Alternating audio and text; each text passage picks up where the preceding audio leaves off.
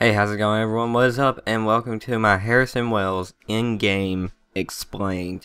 Now, it's technically not the full Endgame Explained because I'm not a time traveler like he is. I don't know how it all ends, but I'm going to try to explain what you saw last episode and what it's possibly going to lead to. So, yeah, let's jump right into it. So, as you saw in the last episode, and this is going to contain spoilers from pretty much every episode ever from The Flash that involved Harrison Wells doing something suspicious. Especially this one and the episode 9. So, as you saw in this episode, it seems like he's recharging. This episode threw so many theories out the wall. It threw it out the wall. It threw it out the door. He doesn't need the suit to run super speed because he was running around, without the suit. And he doesn't technically need the tachyon device to run around. Imagine Wells' speed force like a battery. It needs to be recharged. And those tachyons are the exact thing to do it. See, he cannot work the same way that the Flash does, Barry.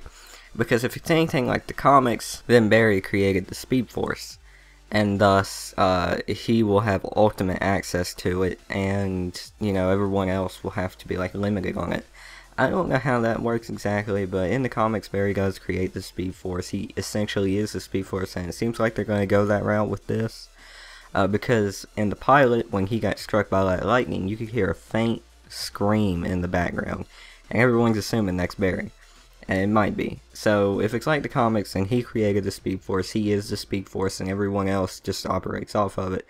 And that would, in turn, allow Wells to have the need, allow Wells to need to recharge his speed so he can keep running that fast too, because he cannot constantly run. And that's what he's using the tachyons for. He is basically drinking up all the Speed Force. He's drinking it up. He's taking Barry's candy away, and I'm not sure where it's gonna go from there.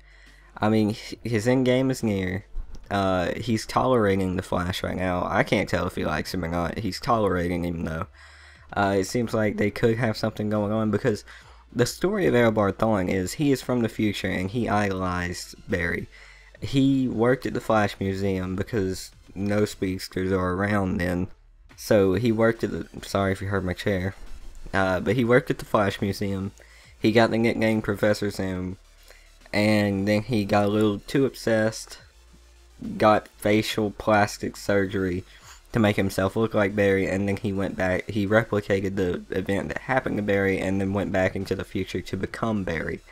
And that didn't work out. And he found out what his true fate was, and it drove him crazy, and then he becomes Reverse Flash, Professor Zoom, the evil guy that we all know.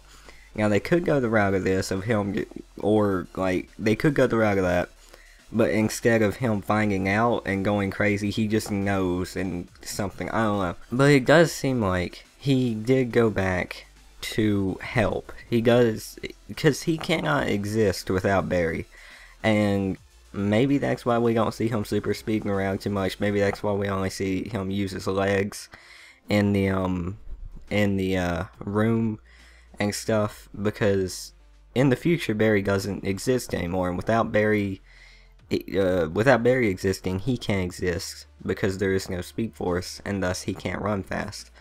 So maybe that's why, as he's building Barry up to not disappear and become the man that he needs to be to overcome whatever it is in the future, like the antimatter or whatever they're going to do, then he's slowly gaining back all that power and being able to use it more and more, but he still needs to recharge it, and that's why he needs the tachyonic particles, or whatever they're called.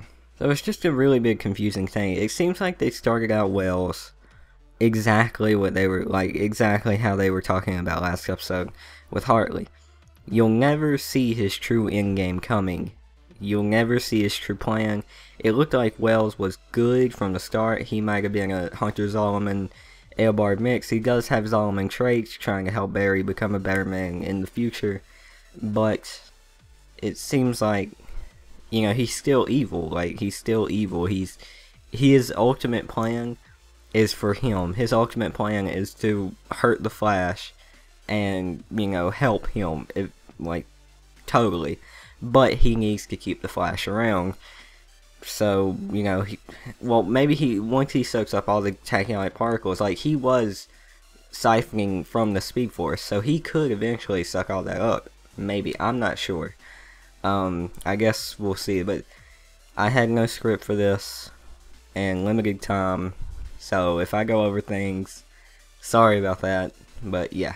Anyways, guys, I want to go ahead and thank you guys for watching. Hope you enjoyed the video. Please like, comment, and subscribe, and I will see you guys on the next one. Peace.